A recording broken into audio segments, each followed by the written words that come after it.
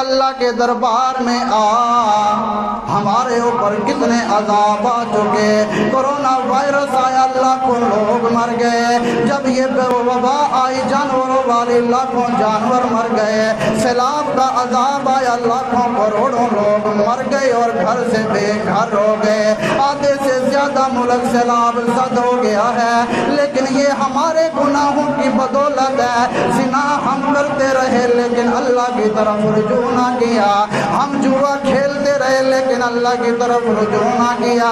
ساری رات ہم فلمیں دیکھتے رہے لیکن اللہ کی طرف رجوع نہ کیا.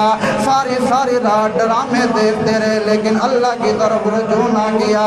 شراب کی محفلیں گرم کرتے رہے لیکن اللہ کو یاد نہ کیا. اے بندہ، آج میں اللہ کے در پہ آ جا، اللہ کے سامنے اپنے ہاتھ اٹھا.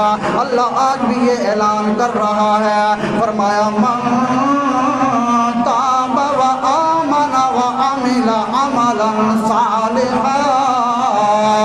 جو بندہ اللہ کے در پہ آتا ہے، اللہ کے سامنے معافی مانگ کر اللہ کے سامنے نیک کام کرتا ہے، عملا صالحا، نیک کام سنت کے مطابق کرتا رہتا ہے، اللہ فرماتا ہے